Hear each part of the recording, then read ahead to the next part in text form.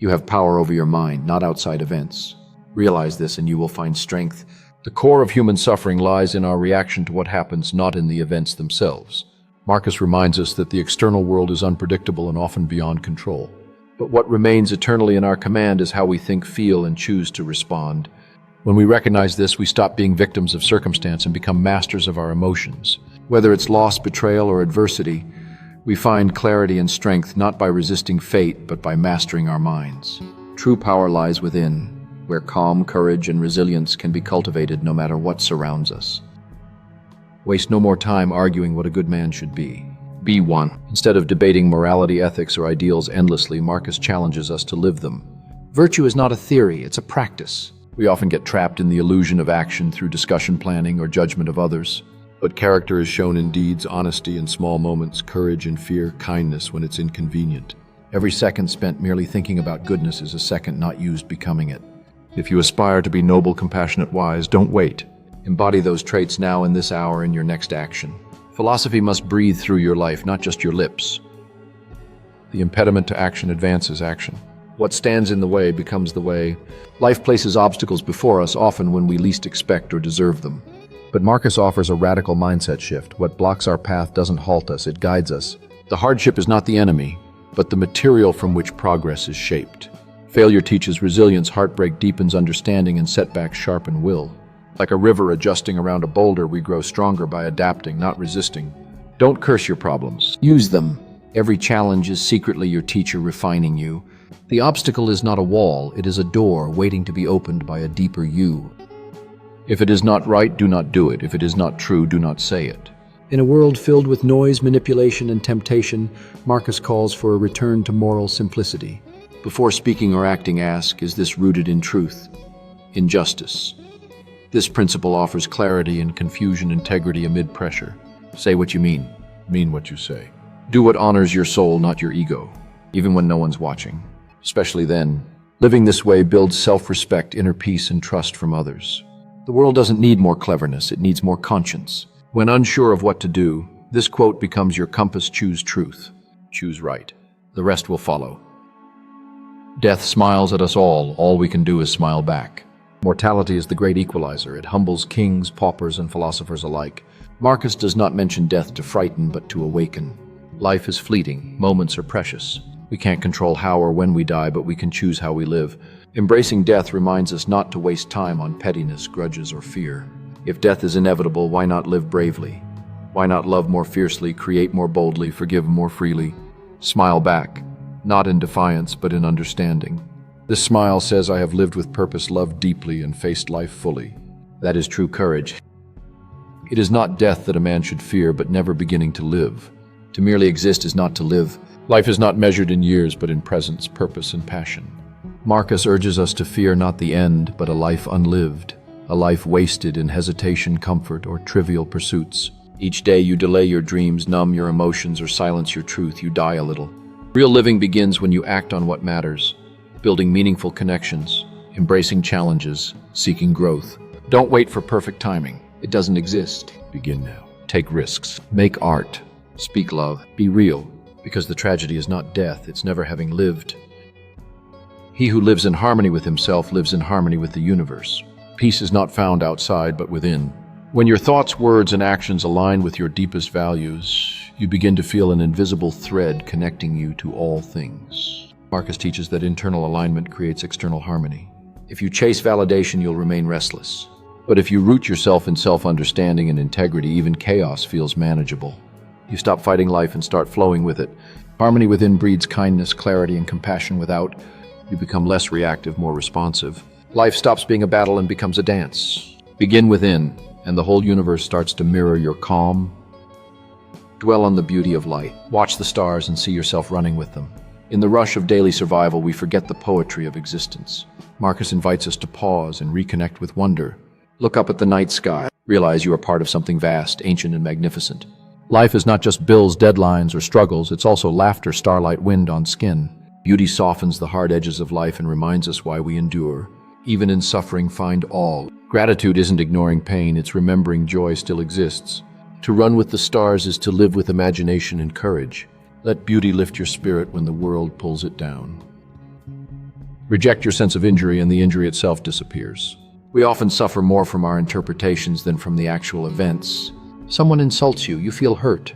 But Marcus reveals a profound truth: pain is a choice. If you don't accept the insult, it loses power. This doesn't mean being passive, but powerful. You decide what enters your mind and heart. The moment you let go of your ego's need to be right or validated, you become free. Holding onto offense chains you to your pain. Letting go liberates you. Others may try to harm you, but only you can choose whether their arrows land. That choice is your true strength. The best revenge is to be unlike him who performed the injury. When someone wrongs you, the instinct is retaliation. But Marcus offers a higher path: rise above. Don't mirror darkness, be light. Don't answer cruelty with cruelty, answer with dignity. By remaining noble in the face of pettiness, you prove your character. Revenge might offer momentary satisfaction, but living with integrity offers lasting peace. Let your life be the counter-argument. If they lied, speak true. If they betrayed, remain loyal. In doing so, you transform pain into wisdom. Your nobility becomes your shield. The world notices, and more importantly, you notice. You grow, you elevate, and you walk away untouchable because you became better. Very little is needed to make a happy life. It is all within yourself, in your way of thinking. We often tie happiness to achievements, wealth, or the approval of others. But Marcus reveals the ultimate truth. It lies within. Your thoughts shape your reality. A calm mind, a grateful heart, and a disciplined perspective can turn even simple days into joyful ones. You don't need luxury, you need clarity. You don't need applause, you need peace. Reframe your thoughts and you'll reframe your world. Contentment begins not with external change, but internal alignment. When you master your mindset, life itself becomes lighter, brighter, and more fulfilling. That's not magic, it's mental discipline, the secret to lasting happiness. The best answer to anger is silent. Anger is fire, it burns fast, wild, and often without reason. When someone lashes out or provokes you, silence is strength. It's not weakness, it's wisdom. By staying silent, you reclaim control. You don't fuel the fire, you smother it. Silence allows reflection. It creates space to respond, not react. It communicates calm dignity and restraint. Let others be consumed by emotion, you rise above it. In the stillness, you find clarity. Silence can end battles words would only inflame. In the art of war and life, often the most powerful move is no move at all. Breathe, pause, win through silence. How much more grievous are the consequences of anger than the causes of it? What makes you angry may last a moment, but your reaction could ruin days, relationships, or peace of mind. Marcus warns us not of the spark, but the wildfire.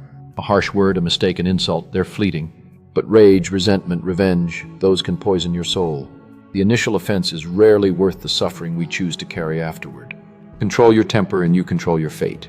Before you explode, ask, is this worth it? Anger is heavy, costly, and rarely helpful. Choose patience. Choose wisdom. Let the cause pass, and with it the pain will pass too. Don't go on discussing what a good person should be. Just be one. In a world full of opinions and moral debates, Marcus invites you to stop theorizing and start embodying. A good person doesn't brag or philosophize about their virtue. They live it. Be honest without flaunting. Be kind without announcement. Be disciplined without demand. Let your daily actions speak louder than your beliefs.